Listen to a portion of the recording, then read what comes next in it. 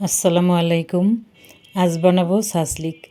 আসলে এই ছাঁচলিক বাচ্চাদের ভীষণ পছন্দ। তো যেহেতু আজকে রমজানের শেষ, আবার বাসায় গেস্টও আছে, আবার আমার তন্ময়, তুবা ওদের খুবই পছন্দ।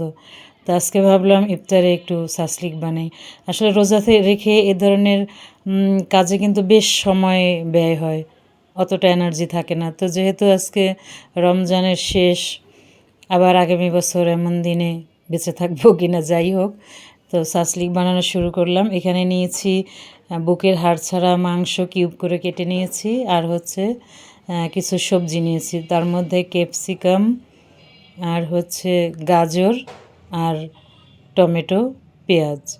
তো সেগুলো নিয়ে এখন একে একে মাংসর মধ্যে মশলা অ্যাড করছি। দিয়ে দিয়েছি পেঁয়াজ বাটা, আদা বাটা, রসুন বাটা, সামান্য মরিচের গুঁড়া, আর এখন দিচ্ছি বাজারের প্যাকেটজাত মাংসের মশলা। এই মাংসের মশলাটা বাড়তি স্বাদ এনে দেয়, খুবই মজা হয়েছে আজকে, ওরা খেয়ে বলেছে। আর এখন দিয়ে দিচ্ছি টমেটো সস। টমেটো সস দেওয়ার পরে এখন দিচ্ছি টক দই। এই টক দইটা অবশ্যই দিতে চেষ্টা করবেন। টক দই বাসায় না থাকলে সেক্ষেত্রে আমরা দুধ আর সামান্য একটু লেবু দিয়েও টক দইয়ের কাজ সেরে ফেলতে পারি। আমি নর্মালি বেশিরভাগই টক দই বাজার থেকে ওভাবে কিনি না, লেবু আর দুধ ব্যবহার করি। তো এখন যেহেতু রমজান মাস, একটু রায়তা বানাতে হয় বা সস বানাই, সেজন্য টক দইটা বাসায় ছিল। এখন দিয়ে দিচ্ছি সামান্য পরিমাণ সরিষার তেল।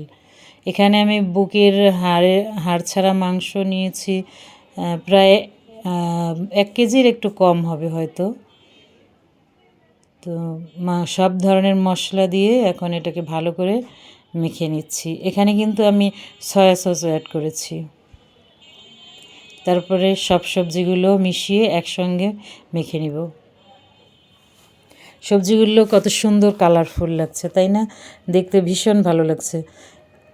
কিছু কিছু রান্নার সময় খাবারের যে মানে সৌন্দর্য, কালার, এগুলি চোখকে শান্তি দেয়, আসলে মনকে প্রফুল্ল করে, ভালো লাগে।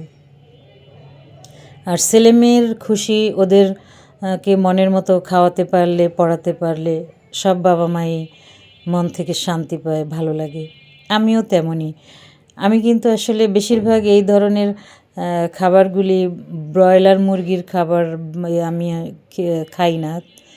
তো ওরা পছন্দ করে, ওদের জন্য সবসময় চিকেন ফ্রাইটা করা হয় বেশি। চিকেন ফ্রাই করাটা বেশি ইজি। সব ধরনের মশলা মেখে ডিপ ফ্রিজে রেখে দিলে ওদের প্রয়োজন মতো ওরা খেতে পারে। তো আজকে একটু ছাঁচলিক বানালাম শেষ রমজানের ইফতারে। তো এই বানানো শেষ। এখন এরপরে এখানে কাঠির মধ্যে এটাকে বিঁধে নিয়েছি, এখন ভেজে নিব। ভাজার জন্য সামান্য সরিষার তেল নিয়েছি। আসলে এই ধরনের খাবারগুলো করার জন্য গ্রিল হলে ভালো হয়। আমার বাসায় গ্রিল আছে, কিন্তু ওটাকে আমি ইউজ করতে পারি না। ওটা ইউজ করতে হলে ছাদে যেতে হবে, তো সেখানে কারেন্ট লাইন নিতে হবে, এত ঝামেলা করার মতো এনার্জি আমাদের নাই। সেজন্য ওই মেশিনটা এখনও সেভাবেই পড়ে আছে, ব্যবহার করা হয় না। তো ছাঁচলিকটাকে উল্টে পাল্টে একদম পোড়া পোড়া করে ভেজে নিব। এখন ভাজার মাঝখানে যে মুরগি মাখানো যে মশলাগুলি ছিল, সেগুলো অল্প অল্প করে এখানে ব্যবহার করছি।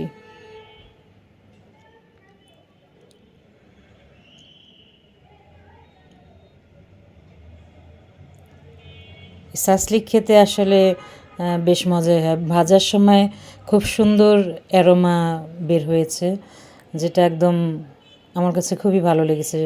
মশলাগুলোর সব ধরনের মশলার কম্বিনেশনে খুব মানে চুলার তাপে বেশ সুন্দর অ্যারোমা বের হচ্ছিল।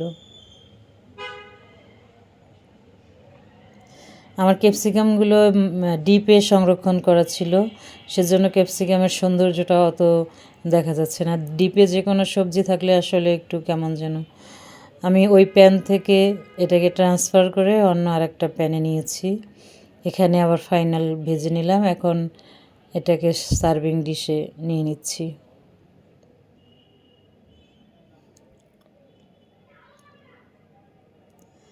এভাবে আসলে এই সাসলিকগুলো হালকা ভেজে ডিপে সংরক্ষণ করলেও মেহমান আসলে বা যে কোনো সময় মন চাইলেই খাওয়া যেতে পারে।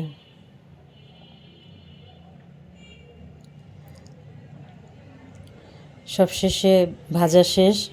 এখন মাগরিবের আজান দিলেই সবাই ইফতার করবে আজকে সাসলিক দিয়ে। সাসলিকের সঙ্গে অবশ্য আরেকটা আমি পটেটো বল বানিয়েছি চিজ দিয়ে, সেটার রেসিপিও দিব। এখানে সাজানোর জন্য দিয়েছি গাজর আর হচ্ছে শসা। সাসলিকগুলি বাসার সবাই খেয়ে বলেছে খুবই মজা হয়েছে, এবং আমারও মনে হয়েছে এটা অবশ্যই খুব মজা হয়েছে।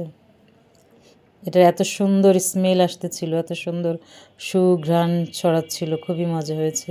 সবাই ভালো থাকবেন, সুস্থ থাকবেন।